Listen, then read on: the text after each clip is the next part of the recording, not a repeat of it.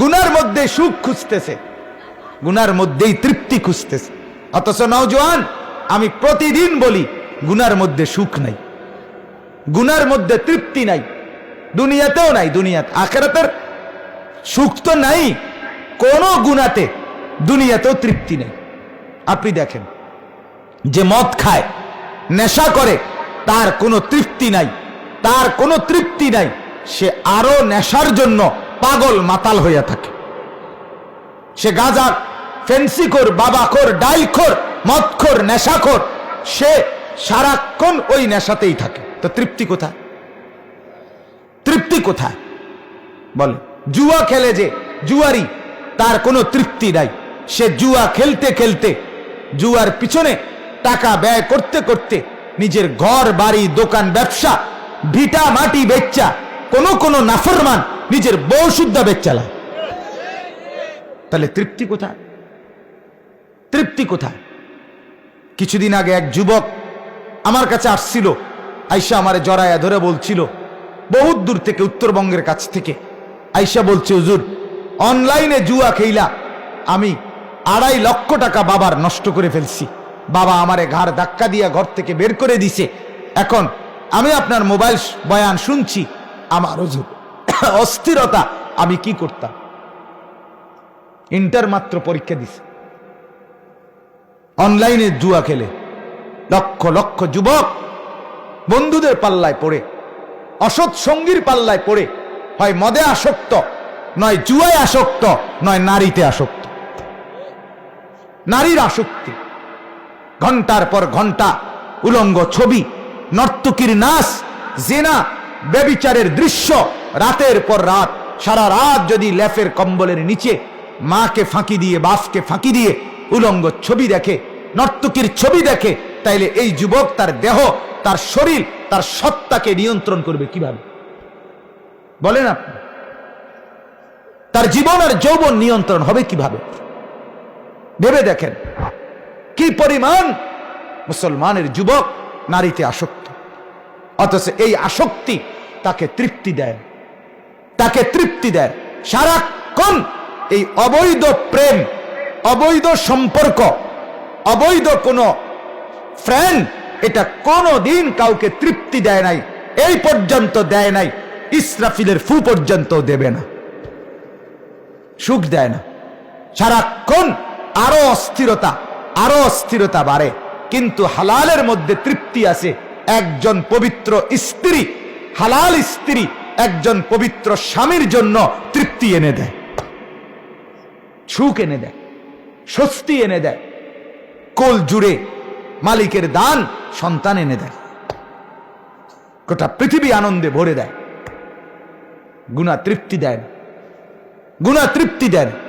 যত যুবক, যত যুবতী, যত ছেলে মেয়ে অবৈধ প্রেম প্রীতিতে, অবৈধ সম্পর্কে অথবা এই নজর দিয়ে অশ্লীল উলঙ্গ ছবি দেখছে, একটার জীবনে সুখ বলতে কিছু নেই।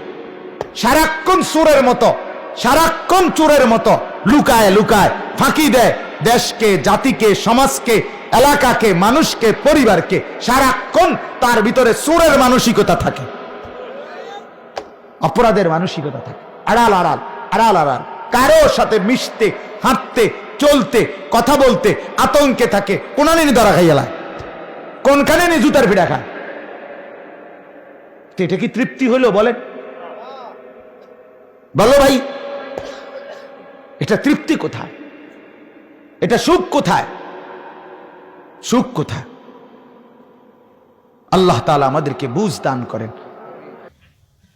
আল্লাহ তাআলা বলছেন, ওয়া উজলিফাতিল জান্নাতু লিল মুত্তাকিনা গায়রা বাঈদ।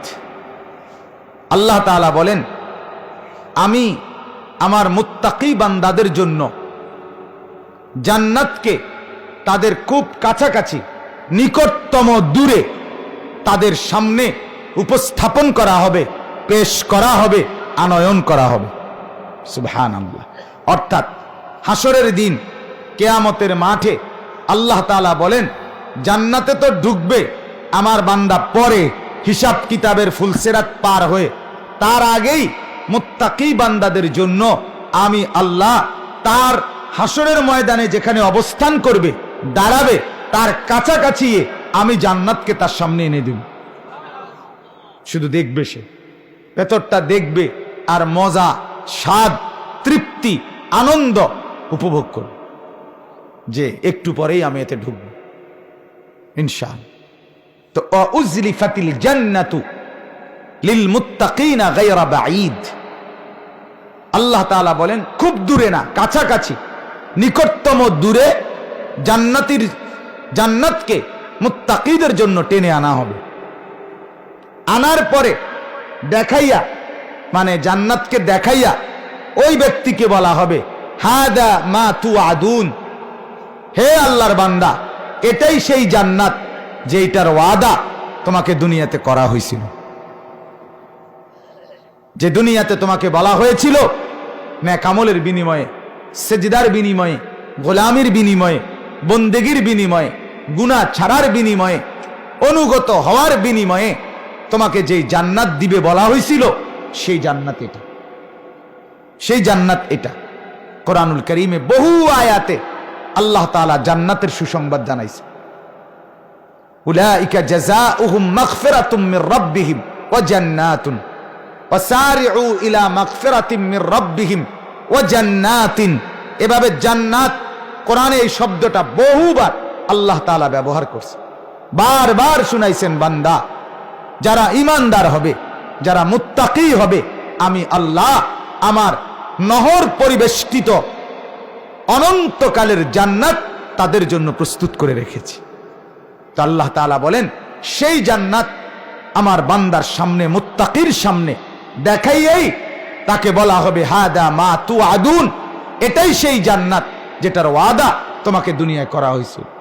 আল্লাহ নবী সাল্লাল্লাহু আলাইহি ওয়াসাল্লাম যেই হাদিস আমি পড়ছি, নবীজি আফসোস করে একদিন বলছিলেন মা রাআইতু মিসলাল জান্নাহ। নবীজি বলেন আমার উম্মত, আমি তো মেরাজে গিয়ে জান্নাতও দেখছি, জাহান্নামও দেখছি। তো নবীজি বলেন মা রাআইতু মিসলাল জান্নাহ, আহা, জান্নাতের চাইতে উত্তম, সুন্দর, সুখ সমৃদ্ধ জায়গা আমি আর কিছু দেখি নাই। নামা তালিবুহা, যারা জান্নাতে যেতে আগ্রহী তারা তো দেখছি ঘুমায় আছে, মুখে তো চাচ্ছে জান্নাতে যাবে, জিজ্ঞাসা করলেও বলে জান্নাতে যাবে। যেই কোনো আমনে সমাজের যেই কোনো মুসলমান বেনামাজি, বেহায়া, গুনার মধ্যে ডুবা, তারও যদি জিজ্ঞেস করেন জান্নাতে যাইবা না জাহান্নামে যাইবা, সে বলবে জান্নাতেই যেতে চাই। কিন্তু তাকে বলেন এটাই তাহলে আখলাক, এটাই তাহলে জিন্দেগি? জান্নাতের কোনো প্রস্তুতি নাই, জান্নাতের জন্য কোনো মেহনত নাই, জান্নাতের জন্য কোনো কষ্ট করতে হবে না। এটা একদমই মামুর বাড়ি, এটা একদমই নানার বাড়ি, এটা শ্বশুর বাড়ি বলে। তাইলে নবীজি বলেন নামা তালিবুহা, আহা, জান্নাত যে যাবে সে তো ঘুমায় আছে। ওমা রাআইতু মিসলান নার নামা হারিবুহা। আল্লাহর নবী বলেন আমার উম্মত, জাহান্নামের মতো ভয়ঙ্কর বিভৎস জায়গা আমি আর কিছু দেখি নাই। নামা হারিবুহা, অথচ যে জাহান্নাম থেকে পলায়ন করার সে তো ঘুমায় আছে, সেও তো ঘুমায় আছে। উচিত তো ছিল জাহান্নাম থেকে বাঁচার জন্য সর্বোচ্চ ফিকির কর। আমি যখন শুনলাম এই গুনার রাস্তায় জাহান্নাম, এই নেকের রাস্তায় জান্নাত, তো উচিত তো ছিল নেকের রাস্তায় দৌড়ানো, গুনার রাস্তা থেকে বাঁচা। কিন্তু আমরা উল্টা বানায় ফেলছি, জিন্দেগি উল্টা বানায় ফেলছি, জিন্দেগি উল্টা বানায় ফেল। এজন্য বললাম যে আল্লাহ তাআলা বলেন হাদা মা তুআদুন, এটাই সেই জান্নাত বান্দা দুনিয়াতে যেই তাকওয়ার কারণে আমি তোমাকে দেব বলছিলাম, সেই তাকওয়ার ওয়াদা দিছিলাম, বিনিময়ে আমি তোমাকে জান্নাত দেব। এটা সেই জান্নাত, সেই জান্নাত। আল্লাহ তাআলা বলেন এই জান্নাত আমি কার জন্য বানাইছি, কাকে দেব? তা আল্লাহ তাআলা কতগুলো পরিচয় দিছে। লিকুল্লি আওয়াবিন হাফিজ, দুনিয়াতে যেই ইমানদারের পরিচয় হবে আওয়াব। কোনটা এই শব্দটা? আওয়াব বলেন তো, আবার বলেন। এ এক, যার মধ্যে, যেই মুসলমানের মধ্যে, যেই ইমানদারের মধ্যে আওয়াব এই সিফাত আছে, সে আল্লাহ তাআলার জান্নাতে ওয়াদাকৃত জান্নাতে প্রবেশ করবে। দুই, হাফিজ। বলেন, এই হাফিজ, এই গুণ আমি ব্যাখ্যা দিচ্ছি, মানে আগে শব্দগুলো বললাম। আর যে ব্যক্তি আওয়াব আল্লাহ বলে সে জান্নাতি, যে ব্যক্তি হাফিজ সে জান্নাতি। তিন, মান খাশিয়ার রহমানা বিল গাইবি, যে আমি আল্লাহকে না দেখে সর্ববিষয়ে আমাকেই ভয় করে সে জান্নাতি। চার, ওয়াজা বিকলবিন মুনিব, যে অনুগত অন্তর, বিনয়ী অন্তর, আমি আল্লাহর দিকে ঝোঁকা এমন অন্তর নিয়ে হাসরের ময়দানে দাঁড়াবে, আমার জান্নাত তার জন্য। চারজন, এখানে মোট পাঁচটা। এক, মুত্তাকি। দুই, আওয়াব। তিন, হাফিজ। চার, মান খাশিয়ার রহমানা বিল গাইব। পাঁচ, ওয়াজা বিকলবিন মুনিব। এই সিফাতগুলো যার মধ্যে, আল্লাহ বলেন আমার জান্নাত তার জন্য। এরপরে আল্লাহ বলেন, তো এই পাঁচটার ব্যাখ্যা আমি বলতেছি, এটা বললেই আমার বয়ান শেষ হবে, বাকি তরজমা আর একটু আছে। আল্লাহ তাআলা বলেন, এই পাঁচটি গুণান্বিত ব্যক্তিকে আমি আল্লাহ তাআলা আগে হাসরের ময়দানেই বিচার চলাকালীনই জান্নাত আগে দেখাইয়া ফেলমু, দেখলেই তার দিল খুশ হয়ে যাবে। দেখাই দেব, হে তো বুঝবে এখনো যাওয়া পরে, তাকে আগে দেখা লাইব, দেখা ফেলব। আমরা পরীক্ষার সময় রেজাল্ট টাঙ্গাইবার দিন, ছোটবেলায় মনে আছে মাদ্রাসার জীবনে, যেদিন রেজাল্ট টাঙ্গাবে বোর্ডে, জানতাম, বুঝতাম, রাত থেকে, ফজরের রাত থেকে সারাক্ষণ নজর থাকতাম কোন সময় কাগজটা লাগাইব, ঠিক না বলেন? দৌড়াইয়া কোন সময় দেখমু যে আমার রেজাল্টটা কি হয়েছে, আর দেখলেই খুশিতে দিল ভরে যাবে। তা আল্লাহ তাআলা বলেন, আমি আমার এই গুণান্বিত বান্দাদের জন্য হাসরের ময়দানে বিচারের কাজ তো চলবে লম্বা সময়, কিন্তু আমার বান্দা ইমানদার কোনো টেনশন করবে না, কারণ জান্নাতের সুখ, জান্নাতের দৃশ্য তো সে দেখতেই থাকবে, দেখতেই থাকবে। হাসরের মাঠ তো বাপ 1-2 ঘন্টার না, হাসরের মাঠ তো 1-2 ঘন্টার না। আহা, কেমনে বললে বুঝবেন? আল্লাহ তাআলা কোরআনুল কারীমের মধ্যে বলছে, শুধু হাসরের মাঠের বিচার কাজ কতদিন চলবে? আল্লাহ বলে, একদিন 50 আলফা সানা, একদিন হাসরের ময়দানের 50,000 বছর। কত বছর?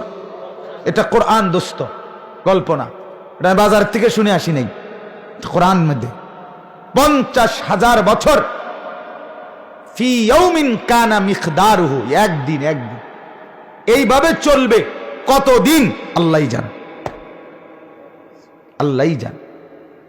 শুধু 50,000-এই ধরেন, আরো বাকি দিন থুন, একদিনে ধরেন, মনে করেন প্রথম দিনেই আপনার বিচার হয়েছে, একদিন যদি 50,000 বছর হয়, আমার দোস্ত একজনও যদি দিল দিয়ে শোনেন, আপনাকে বলছি, আপনি ভাবেন, আমিও ভাবি, একদিন আল্লাহ তাআলা বলছে হাসরের মাঠের 50,000 বছর।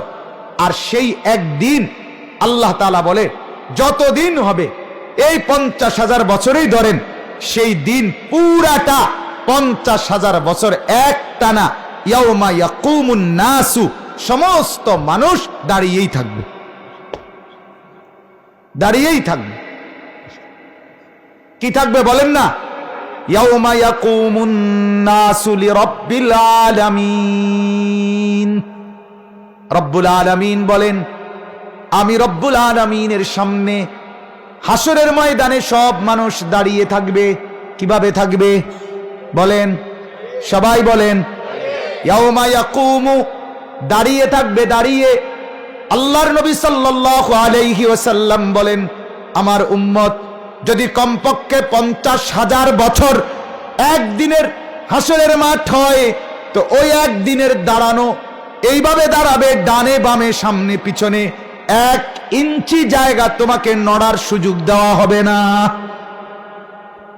1 ইঞ্চি না, শুধু কেবল হাদিসে আছে মাউদাউ কাদামিন, কদম মানে 2 পায়ের তালু রাখতে যেতটুকু জায়গা, খোদার কসম হাসরের ময়দানে যদি 50,000 বছরে দাঁড়ায় থাকতে হয় একদিন, মূলত একদিন না আরো অনেক দিন, ওই একদিনেই 50,000 বছর শুধু 2 পাও রাখতে যতটুকু জায়গা অতটুকুই শুধু দাঁড়ায় থাকার জন্য বরাদ্দ। সামনেও আগাবে না, পিছনেও আগাবে না, ডানেও যাবে না, বামেও যাবে না। 1 2 আল্লাহ নবী সাল্লাল্লাহু আলাইহি ওয়াসাল্লাম বলেন, সেদিন এই অবস্থায় দাঁড়িয়ে থাকবে, ডানে বামে জায়গা পাবে না, শুধু পায়ের তালুর নিচের জায়গাটুকু, মাথার উপরে সূর্য। রব্বুল আলামিন বলবে, সূর্য তোর শরীরে যত তেজ আছে সব ছেড়ে দে, সব দিয়ে দে। পায়ের নিচের জমিন তামার মতো উত্তপ্ত হবে। তাইলে 1 নাম্বার দাঁড়িয়ে থাকবে, 2 নাম্বার সংকীর্ণ জায়গা, 3 নাম্বার মাথার উপরে সূর্য, 4 নাম্বার পায়ের নিচের জমিন উত্তপ্ত। এরপরে কোরআনুল কারীমে স্পষ্ট আছে, ওয়াজিআ ইয়াউমাইদিন বিজাহান্নাম। শুনতেছেন বাপ? ওয়াজিআ ইয়াউমাইদিন বিজাহান্নাম। আল্লাহ তাআলা কোরআনে বলে, হাসরের ময়দানে 70,000 ফেরেশতা, না 70,000 আগুনের শেকল দিয়ে টেনে জাহান্নামকে হাসরের ময়দানে এখানেই টেনে আনা হবে। এই যে কোরআনের আয়াত, ওয়াজিআ ইয়াউমাইদিন বিজাহান্নাম, জাহান্নামকে আনা হবে, শিকল হবে 70,000। কয় হাজার? 1 2 প্রত্যেক শিকলে কড়া থাকবে 70,000। কড়া বোঝেন তো, একটার লগে একটা লাগাইয়া যে শিকল বানায়, এই কড়া প্রতিটা শিকল হাদিসে আছে ধরে রাখবে 70,000 ফেরেশতা। এবার শিকল 70,000, প্রতি শিকলে কড়া হলো 70,000, প্রত্যেক কড়া এই যে তসবিরে এক এক দানার মতো ধরেন, এটা ধরে রাখবে 70,000 ফেরেশতা।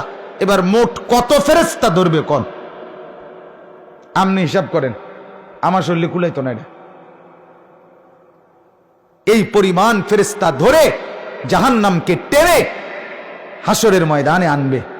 আল্লাহ তাআলা আদেশ দিবে, খোদার কসম হাদিসে আছে, আল্লাহর নবী বলেন, এখানে আনার পরে জাহান্নাম একটা বিকট চিৎকার করবে। এক চিৎকারে গোটা মাঠ এতক্ষণের নিস্তব্ধ ছিল, আওয়াজ ছিল না কারো দাঁড়িয়ে, কিন্তু এই প্রথম জাহান্নামের চিৎকার শুনে গোটা হাসরের মাঠ থেকে সকলে, সমস্ত আম্বিয়া, সমস্ত আউলিয়া, আতকিয়া, আসফিয়া, উলামা, মুহাদ্দিসিন, মুফাসসিরিন, আউলিয়া, বুজুর্গ, মা বাপ, আত্মীয় স্বজন, বন্ধু, নিকটজন, পরের জন, সব একসাথে বলবে, ইয়া রব্বি নফসি নফসি, ইয়া রব্বি নফসি নফসি, আল্লাহ আমাকে বাঁচান, আমাকে বাঁচান, আমাকে বাঁচান।